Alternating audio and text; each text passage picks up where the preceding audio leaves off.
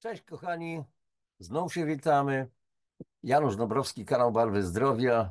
Tacy, którzy może po raz pierwszy zawędrowali tutaj. Tylko wspominam, że kanał poświęcony jest bardzo wszechstronnej profilaktyce zdrowotnej. Tematy tutaj, które poruszamy, to są tematy dotyczące właśnie naszego zdrowia, naszej sprawności psychofizycznej.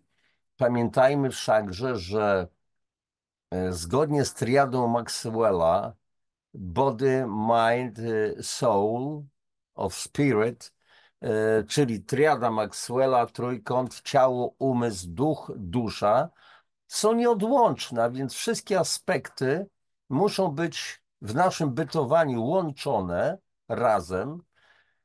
Wielokrotnie mówię, nie jesteśmy tylko chodzącym, czasem myślącym układem pokarmowym, kroczącym na dwóch łapach. Jesteśmy czy kimś więcej, kimś, nie czymś, kimś więcej. Mamy ducha w sobie, tą boską energię, która nas ożywia. Czasami bardzo mocne mam metafory, tutaj nie będę przytaczał, ale bez tej energii to nie dalibyśmy rady z wieloma rzeczami, że tak powiem, z najprostszymi rzeczami.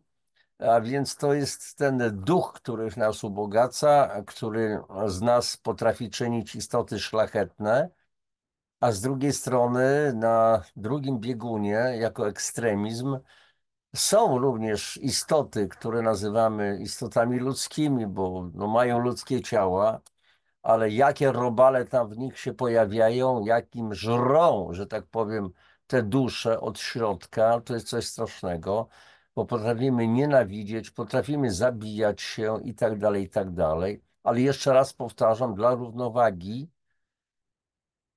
istoty prawdziwie ludzkie potrafią być zdolne do heroicznych czynów. Potrafimy być szlachetni, potrafimy być dumni w tym najlepszym tego słowa znaczeniu, potrafimy opiekować się innymi, potrafimy po prostu poświęcać się dla nich, nawet poświęcać własne życie. A więc tę istotę ludzkości powinniśmy pielęgnować. Dobrze, ale to taki był trochę filozoficzny, ale prawdziwy uważam trend, niezbędny dla nas wszystkich. O czym dzisiaj? Dzisiaj trzecia część tego tryptyku o biopolach i na dzisiaj kończymy. Tu macie książki moje wyeksponowane właśnie o biopolach pierwsze w pierwszej części. Więc tu powtarzam tylko, że one faktycznie istnieją.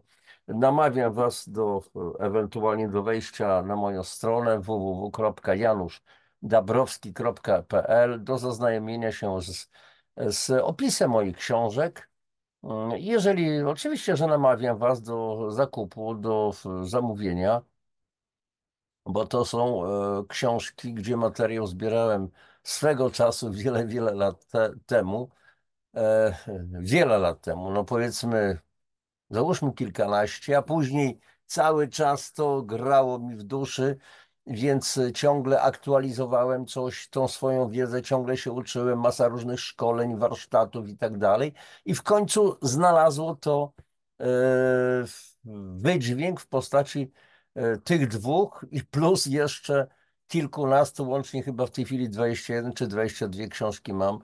E, Sam czasami zastanawiam się, jak to jest. Ludzie mnie pytają na szkoleniach, które prowadzę. E, Na stoliku mam rozłożone te książki i mówię, pan to sam napisał? Ja mówię, no właśnie, jakoś to się stało. Sam czasami tego nie rozumiem, jak to było, ale to były po prostu lata najpierw zdobywania wiedzy. Później już był materialny obraz, że tak powiem, tego i myślę, że tutaj w tych książkach została zgromadzona bardzo ciekawa wiedza. Nie mówię tego, wiecie, zadzierając nosa do góry. To nie o to chodzi zupełnie. Mówię o tym, co było mi przekazywane. Czasami mam wrażenie w magiczny sposób i dlatego mówię, że ponieważ nie ma przypadków, ta wiedza przekazana akurat dla mnie była nieprzypadkowa. W związku z tym mam się tym dzielić z innymi. No niektórzy uważają, że no to, panie, to przyślij mi pan książkę za darmo. Ja mówię, nie, nie przyślę. Bo na planecie Ziemi, na planecie materii ma być równowaga.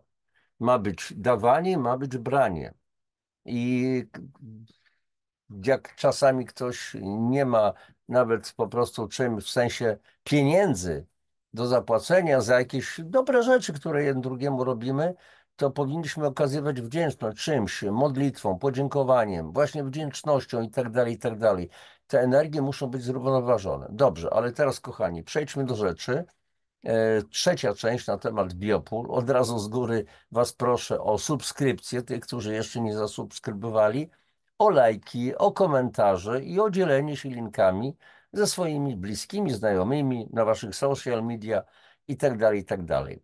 Żeby pociągnąć ten temat trzeci, udostępniam ekran i oczywiście tekst z mojej książki, pierwszy tom biomagnetyzmu.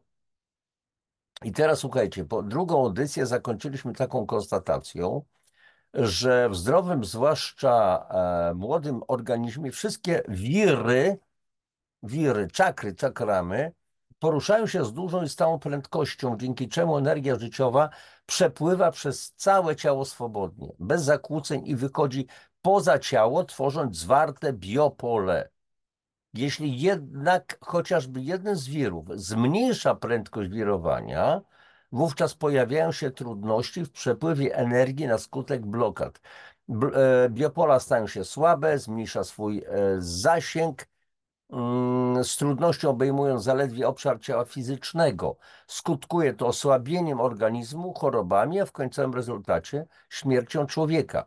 Ale jeżeli tutaj ja mówię, kochani, o w liczbie mnogiej, jeden z wirów, wiry i tak dalej, Hindusi mówią, że czakramy przypominają kwiat lotosu, czyli jest potężny kwiat, w tym kwiecie jest pąk, w tym pąku jest następny pąk, są po prostu tysiące pąków.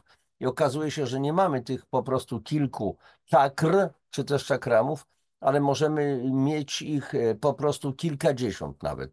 No ale to w tej chwili mniejsza z tym. I teraz zaczynamy na dobre trzeci, przepraszam, już tekst. W ludzkim organizmie takim źródłem wirującej energii jest serce, stanowiące generator wirów we krwi oraz lokalnego pola grawitacji. Nawet mięśnie serca ustawione są spiralnie, a nasze DNA przecież to jest spirala. Jest to skręcone spiralnie wszystko, a jego praca jest serca zestrojona z uniwersalnym systemem energii Ziemi, Układu Słonecznego oraz całej galaktyki. Pamiętajmy też, że serce jest źródłem pola elektromagnetycznego. I tu cytat. A każde promieniowanie elektromagnetyczne zawiera w sobie torsyjny komponent. Każdy człowiek emituje pole torsyjne. A pole torsyjne, to jest takie moje wyjaśnienie, było pierwotne pole świadomości związane z ruchem wirowym. Torsion, wirowanie z angielskiego. Jednakże bardzo słabe. Tworzą one jakby tło i my ich nie czujemy i nie dostrzegamy. Natomiast silnie rozwinięte pola mają ludzie o wysokim poziomie duchowego rozwoju. Pola są związane z górnymi czakramami, gdyż u człowieka generatorami owych pól są czakry, czyli ośrodki energetyczne. Każdemu ośrodkowi odpowiada pole ze swoimi charakterystykami. Im wyżej usytuowany ośrodek, tym subtelniejsze, o wyższych częstotliwościach pole torsyjne. U ludzi duchowo wysoko rozwiniętych górne czakry wytwarzają takie pola, że wokół głowy daje się zaobserwować świecenie. To, co widzimy na ikonach, to są właśnie owe pola. Wszystko, co świeci, to pola torsyjne. Tak więc światło duchowe to rzeczywistość fizyczna. I to jest fragment artykułu Fala jest polem, rozmowy o fizyce, wywiad z pani Marty Figury z Gennadijem Iwanowiczem Szypowem, bardzo znanym rosyjskim fizykiem. Wywiad został zamieszczony w periodyku Czwarty Wymiar, numery drugi, trzeci, czwarty, piąty, aż z 2004 roku. Sporo latek upłynęło, nic nie traci na aktualności. Przyczyną zmniejszania się prędkości wirów jest generalnie niewłaściwy styl życia, na przykład nieprawidłowe odżywianie. Poszczególne wiry zaczynają poruszać się więc z różnymi prędkościami na skutek rozregulowania. obracające się szybciej mogą mieć wpływ na nadczynność wielu podległych im gruczołów. Wiry o mniejszej prędkości mogą mieć wpływ na ich niedoczynność. Jasne więc, że w rezultacie może objawiać się to zaburzeniami hormonalnymi sprzyjającymi chorobom i przyspieszonym procesom starzenia. No, akurat się zajmuję, że tak powiem, inżynierią anti-age, przeciwstarzeniową i longevity, czyli długowiecznością. Zainteresowania człowieka biopolami sięga wyjątkowo daleko w głąb historii. Zazwyczaj łączono rozpoznanie tych zjawisk z praktykami medyczno-religijnymi. Dotyczy to zwłaszcza Indii, gdzie już kilka wieków przed naszą erą istniały silne ośrodki wiedzy medycznej i gdzie powstało pojęcie prany, bioenergii, i asany, czyli pozycji ciała, które mają bezpośredni związek z wytwarzanym przez ludzki organizm biopolem. Wspominaliśmy już, że na Dalekim Wschodzie bioenergię nazywano ki lub chi, na Hawajach mana i tak dalej. Mimo więc opinii wielu przeciwników, mimo braku, według nich, tak zwanych twardych naukowych dowodów, nie podlega już dyskusji fakt istnienia biopól wytwarzanych przez żywe organizmy. I tym, którzy mówią nie, bzdura, nie ma naukowych faktów, nie ma potwierdzeń w nauce, słowa rosyjskiego fizyka Martynowa. Świat jest nieskończenie szerszy od koncepcji naukowych. W erze nowożytnej pojęcie biopola zostało wprowadzone po raz pierwszy w 1922 roku przez wspomnianego już wcześniej w mojej książce rosyjskiego biologa Aleksandra Gurwicza, badacza komórek, w ogóle funkcjonowania komórek, a w 1925 roku ideę tę przedstawił niezależnie od Gurwicza Austriak Paul Weiss. Aleksander Gurwicz twierdził, że pole biologiczne organizuje prawidłowe funkcjonowanie procesów wewnątrzkomórkowych. Istnienie zaś biopola zależy od geometrii formy komórki. Biopola komórek pod wpływem różnorodnych czynników zmieniają się, ale starają się zachować homeostazę, czyli równowagę życiową i ciągłą wymianę informacji między sobą oraz biosferą. Pod wpływem czynników destrukcyjnych prawidłowa, czyli zdrowa forma biopól komórek może zostać naruszona. Gurwicz wskazywał w badaniach na istnienie dwóch pól wokół komórek organizmu. Mitogenicznego, albo inaczej mitogenetycznego, pochodzącego od pól elektromagnetycznych, i mitotycznego, pola, u podstawie którego istnieje geometryczna forma komórki, pole formy, które nazwał polem biologicznym, biopolem. Pole każdej komórki nie ogranicza się do ich zewnętrznych wymiarów, lecz rozprzestrzenia się dalej, do przestrzeni międzykomórkowych. Ciekawe jest w tym wszystkim, że biopola organizmów żywych dzielą się na dwa rodzaje. Lewe, tak zwane lewoskrętne typu L, left z angielskiego, i prawoskrętne, prawe, typu R z angielskiego right. Skrętność biopól jest uzależniona przede wszystkim od szerokości geograficznej i rodzaju półkuli ziemskiej, południowej lub północnej. Położenie geograficzne w momencie zapłodnienia i późniejszego rozwoju embrionu ma mieć wpływ na typ biopola powstającego organizmu. Okazuje się więc, że w północnych rejonach półkuli północnej rodzi się znacznie więcej ludzi z polem typu L, lewoskrętnym, a na półkuli południowej znacznie więcej z biopolem typu R, prawoskrętnej. Rzecz jest o tyle istotna, że typy pól mają wpływ na późniejszy rozwój człowieka. Dobór diety, dobór lekarstw, kosmetyków, miejsca do życia, dobór życiowych partnerów oraz dobór pracowników do prac wykonywanych w szczególnie ekstremalnych warunkach. Prace podwodne w kosmosie. Można wszystko to czytać jak bajkę o żelaznym wilku, ale przecież zajmują się takimi zagadnieniami od dziesiątków lat poważni naukowcy. A już w końcu XIX i na początku XX wieków omawianymi zagadnieniami zajmowały się ówczesne sławy nauki. Louis Pasteur, Pierre Curie, Władimir Wernacki czy Aleksander Gurwicz, którzy opracowali fundamentalne podstawy wzajemnej zależności między ludzkim organizmem a biosferą, obejmujące także zagadnienia biopól i ich typów. I tutaj na przykład dla ciekawostki zamieszczam artykuł rosyjskiego naukowca Некрасова z 2006 roku. Dwa typa biologicznego pola człowieka i sposoby jego определения. Czyli dwa typy biologicznych pól człowieka i sposoby jego podziałów.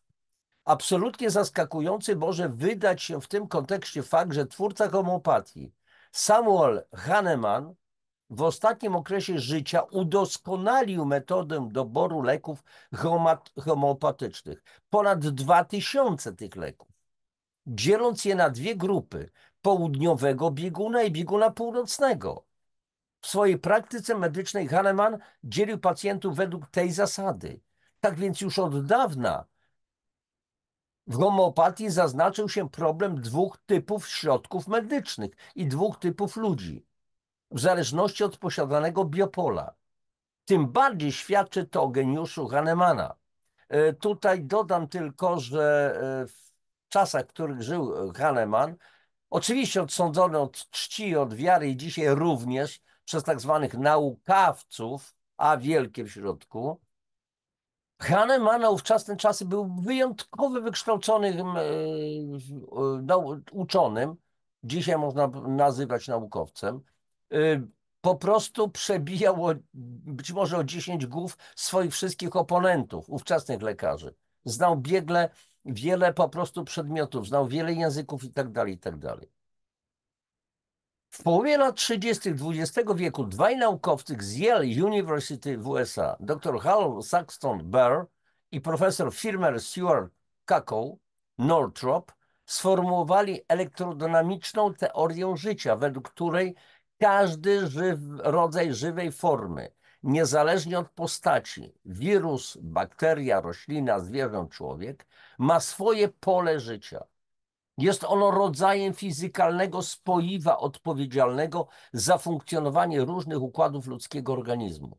Jeśli zatem w polu życia człowieka zachodzą zmiany, to zmienia się energetyka organizmu, a w efekcie pojawia się choroba, jeżeli to są oczywiście zmiany negatywne. Harold Saxton Burr rozwinął tę teorię w formie tak zwanych pól życia, czyli pól L, z angielskiego life fields. Obydwaj naukowcy, formułując jako pierwsi swoją teorię, wykazali, że wszystkie formy żywe są organizowane i podtrzymywane przez pola elektrodynamiczne, elektromagnetyczne, bo dynamika zakłada działanie konkretne. Harold Saxton Burr doszedł później na podstawie obszernie udokumentowanych badań, że wszystkie formy żywe istniejące na Ziemi dysponują swoimi biopolami, polami L. Każdy z organizmów dysponuje wielką liczbą podpól kontrolowanych przez nadrzędne pole L. A więc zobaczmy to, co mówili kochani, czy starożytni, czy hinduska ajurweda i tak dalej, i tak dalej. Dalej. Wszystkie żywe organizmy są organizowane i podtrzymywane przez pola L jako swoistą matrycę gwarantującą utrzymanie ładu w organizmie. Pola L, life fields, kontrolują każdy organizm od momentu narodzin, to jest powstanie pierwszej komórki, aż do śmierci. Stan pól L, pól życia, świadczy o stanie psychosomatycznym każdego organizmu. I tu cytat. Burr był przekonany, że zniekształcenie pola L mogą ujawniać ukrytą chorobę, tak jak zagięcia na foremce mają odzwierciedlenie w kształcie galaretki. Akurat to jest fragment książki Elektropolis i elektromagnetyzm i podstawy życia Roberta Beckera i Selden Gary. Robert Becker, niesamowity naukowiec amerykański, badacz wpływu pól elektromagnetycznych na organizm. Później znany biochemik i biolog Rupert Sheldrake, angielski, zajmował się zagadnieniem biopola, tak zwanego morfogenetycznego żywych organizmów. Przypomnijmy tutaj, o czym ja mówiłem wcześniej w mojej książce. Morfe, kształt, genezis, powstawanie z greckiego. Uznał Sheldrake, że pola te pełnią przede wszystkim rolę przyczynową w rozwoju wszelkich organizmów i oddziałują wzajemnie na siebie, biorąc udział we wszelkich ewolucyjnych procesach rozwojowych.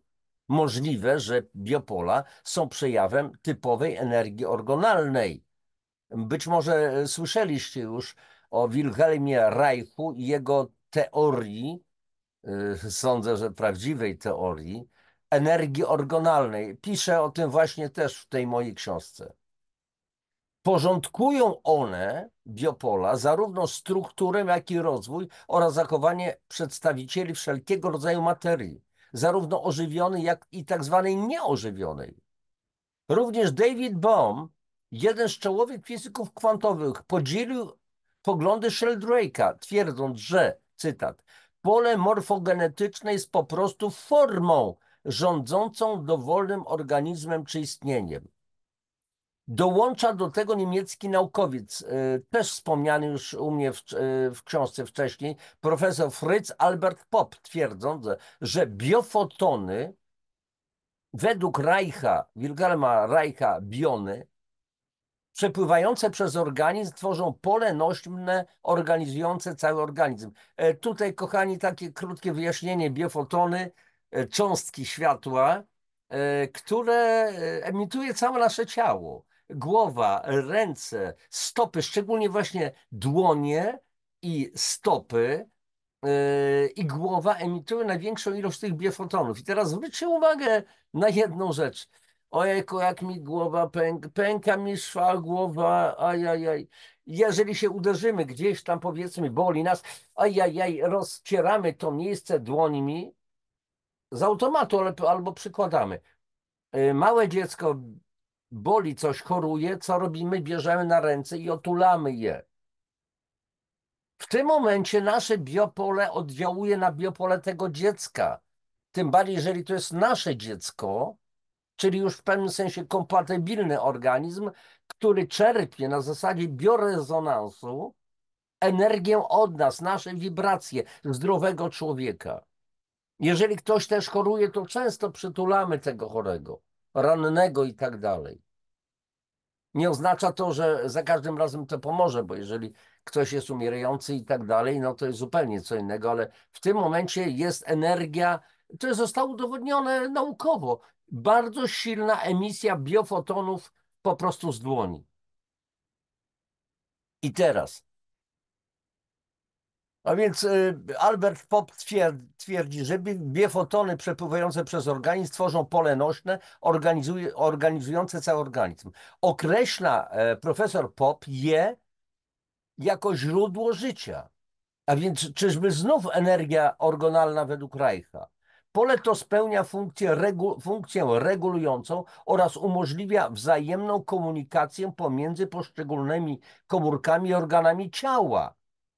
Dlatego, jak twierdzi profesor Popp i wielu innych naukowców zajmujących się zagadnieniami bioinformacji i komunikacji międzykomórkowej, wystarczy wyjątkowo mała ilość określonej substancji w otoczeniu organizmu, a nastąpi rodzaj elektromagnetycznego przekazu informacji dla całego organizmu o właściwościach tej substancji.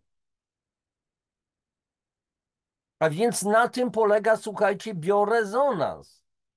Przekaz informacji. Od kamienia, od rośliny, od dymu, na przykład czy w ogóle jakiegoś zapachu, aromoterapia na przykład i tak dalej. Dodajmy od razu, że przepływ tych biofotonów w organizmie może być zakłócony przez patogenne strefy geopatyczne, na przykład cieki podziemne. Dzisiejsza fizyka kwantowa absolutnie potwierdza fakt, że każda cząstka materii, również tak zwanej nieożywionej, posiada swoje pole energetyczne. Takie pola mogą być wykorzystane jako nośnik informacji, ponieważ każdy organizm przenika swoim polem otaczające go środowisko i inne organizmy. W dodatku każdy żywy organizm jest zbudowany z białek i kwasów nukleinowych, które zachowują się jak półprzewodniki i piezoelektryki. Już teraz nie będę wyjaśniał, o co chodzi, ale w książce to wyjaśniam. W rezultacie mogą one stanowić swoiste nadajniki, odbiorniki energii, a więc i informacji. Zrozumiałe w takim razie, że środowisko zewnętrzne, przyroda ożywiona i tak zwana nieożywiona, oddziałuje na nasz ustrój nieustannie własnymi polami energetycznymi, których najważniejszym czynnikiem wydają się być pola elektromagnetyczne. Ulegają one ciągłym zmianom, zaburzeniom spowodowanymi tak zwanym stresem geopatycznym. A stres geopatyczny jest wynikiem działania każdego czynnika, który zakłóca naturalne pole magnetyczne Ziemi. Takimi czynnikami mogą być na przykład zmiany pogody, burze magnetyczne na Słońcu, promieniowanie podziemnych cieków, fale z urządzeń technicznych, fale elektromagnetyczne oczywiście. Zmiany pola środowiskowego mogą powodować wybijanie z żywych organizmów elektronów i jonów różnych pierwiastków. To z kolei będzie skutkować zaburzeniami równowagi jonowej organizmu i stanowić praprzyczynę wielu chorób. A dlaczego dzisiaj mamy takie problemy? To nie jest tylko kwestia, kochani, nieprawidłowego odżywiania i dwóch syndromów. Syndromu nadmiaru kancerogenów, nadmiaru chemii w organizmie, szkodliwej chemii, nadmiaru szkodliwych czynników, a więc w żywności, konserwantów, polepszaczy, barwników, spulchniaczy, mikronanoplastiku i tak dalej, a więc mamy syndrom nadmiarów i syndrom niedoborów. Niedobór witamin, niedobór minerałów, niedobór pożytecznych bakterii kwasu mlekowego, niedobór na przykład błonnika, niedobór oligoproantocyjanidyn, czyli generalnie mówiąc wielu licznych bioflawonoidów i tak dalej, i tak dalej. To nie tylko to. Jaki jest wpływ szkodliwych pól elektromagnetycznych, przemysłowych? Jaki jest wpływ pól typu 5G? Na ten temat, kochani, wypowiadają się fizycy, biolodzy, fizycy, którzy nie mają pojęcia o biologii, biolodzy, którzy nie mają pojęcia o fizyce. I ci mówią, że ale to wszystko jest w normie. A kto z tą normą opracował do ciężkiej, a nie spodziewanej? Dodam coś tam, dżumy albo cholery, czyli chorób. Kto tę normę opracowuje, na takiej podstawie? Przed COVID-kiem, jak wprowadzono dodatkowo 5G, to był przypadek? Nagle zmieniono normy. O tak sobie bdziąg. Szybciutko. Po co, żeby wprowadzić 5G? W jakim celu? Oficjalnie po to, żeby dać nam lepsze kanały łączności, żeby można było lepiej oglądać filmy na YouTubie na przykład, albo gdzieś tam w mediach, dzięki szybszemu przesyłowi. Dzięki temu lepiej w komputerach będzie widać lepsze barwy obrazów i tak dalej, i tak dalej. Tylko jak to wpływa na nasze zdrowie? Od lat 60. mówił prekursor bioelektroniki w Polsce i na świecie, prawdę mówiąc, ksiądz profesor Włodzimierz Sedlak. Niesamowita postać. Te dwie książki powstały i nie tylko te powstały dzięki profesorowi Sedlakowi. Zaczytywałem się jego książkami, na początku nic kompletnie nie rozumiałem. Dopiero po pewnym czasie zacząłem czuć, a dopiero później zacząłem je rozumieć. No ale wybieg taki w trend. Pora na małe podsumowanie. Dzisiaj wiemy już, że człowiek generuje wokół siebie pole elektryczne, pole magnetyczne, a więc i pole elektromagnetyczne. Bo tam, gdzie jest pole magnetyczne, tam jest pole elektryczne. Tam, gdzie jest elektryczne, tam jest magnetyczne. Pole termiczne, czyli promieniowanie cieplne. Pole akustyczne, czyli fale dźwiękowe, których źródłem jest na przykład pracujące serce, układ oddechowy jelita. A słyszycie burczące jelita? A słyszycie bicie serca? A słyszycie oddech, jak oddychamy, ciężko ktoś oddycha? Dalej. Pole chemoluminescencyjne, czyli świecenie powierzchni skóry, bardzo nieznaczne. O wielkości około 10 do potęgi minus 18 wata na centymetr kwadratowy. 10 do minus 9 to jest 1 miliardowa metra. Jest to 1 miliardowa. A więc tu mamy 10 do minus 18 wata na centymetr kwadratowy, co odpowiada wypromieniowaniu kilku zaledwie fotonów na sekundę z każdego centymetra kwadratowego powierzchni ciała. Mamy też pole sonoluminescencyjne, świecenie wody zawartej w organizmie pod wpływem dźwięków. Ciekaw jestem, jak to odbierzecie. Możliwe, że jako wyznania foliarza, jakie pole sonoluminescencyjne? Nigdy o tym nie słyszałem.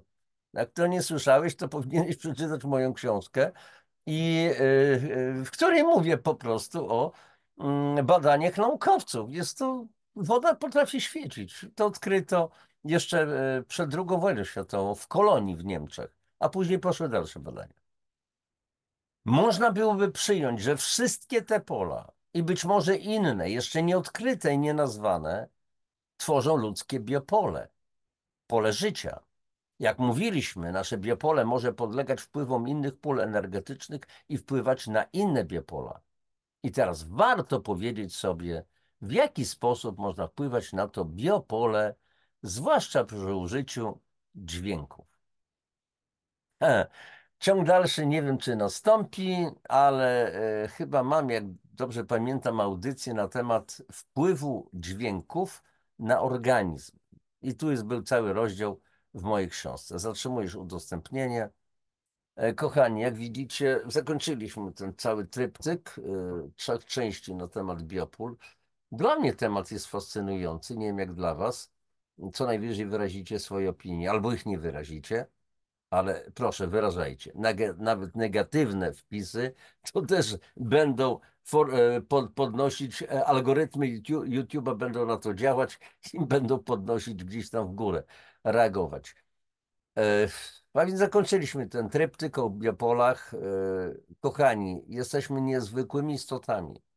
Niezwykłymi. I tylko od nas zależy, kim będziemy się stawać każdego dnia. Czy będziemy, że tak powiem, opadać na to dno, czy się będziemy co ciągle wznosić?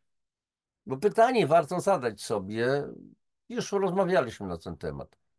Kim my jesteśmy tak naprawdę? Kim mamy się stawać każdego dnia? Jak to się stawać? No jestem. To co, kim mam się stawać?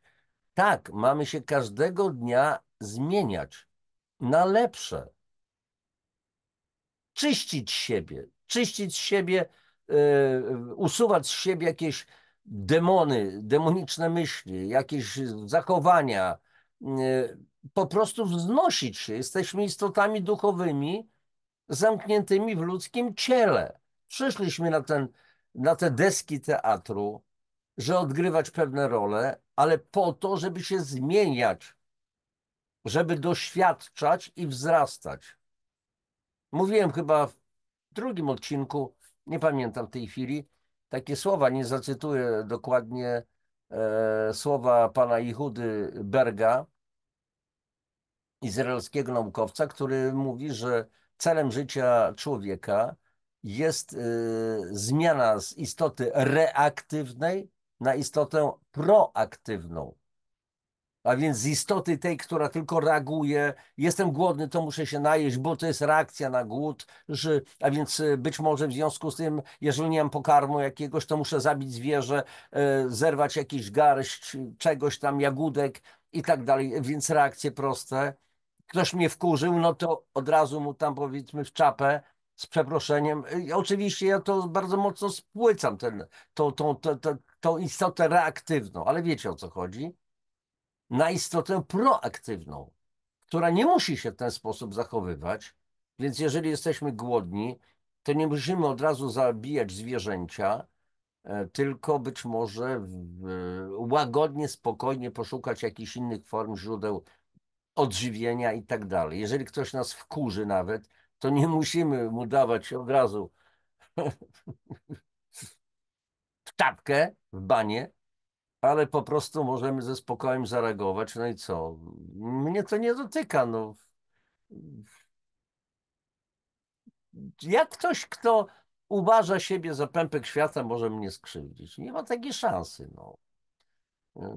Nie ma takiego czegoś, bo jestem ponad tym. No, rozumiem, że on jeszcze nie dorósł, nie dojrzał do pewnych rzeczy. Nie chodzi o wówczas o naszą nieskromność, ja jestem taki wielki już i tak dalej. Tylko po prostu rozumiem, bo kiedyś też taki byłem. Może nie pamiętam, ale byłem. Też popełniałem te tak zwane grzechy. A więc po prostu rozumiem, o co chodzi, sprawa załatwiona. Kochani, na tyle dzisiaj tego naszego spotkania. Bardzo Wam dziękuję znowu za to, że byliście. W ogóle zaobserwowałem taką ciekawą rzecz, bo akurat te biopola taką mają mniejszą oglądalność troszeczkę, może to się poprawi, bo jak wpuszczam jakieś tematy takie bulwersujące, covidowe, jakieś inne i tak dalej, nowotwory, to wtedy oglądalność jest większa. Tu jakieś biopola, jakaś nuda, jakieś coś. Kochani, ale to jest istota naszego życia. To jest istota naszego życia. Warto coś wiedzieć na ten temat. Dlatego innych namawiajcie, bo jeżeli wyście tu przyszli, to znaczy, że jesteście na właściwym miejscu. To wy rozumiecie doskonale, o co chodzi i warto innych oświecać. Więcej światła, jak powiedział kiedyś pewien filozof. E, Na zakończenie jeszcze raz proszę was o lajki, o subskrypcje, o komentarze i dzielenie się tą wiedzą z innymi na waszych social media. Do następnego spotkania. Cześć, papatki.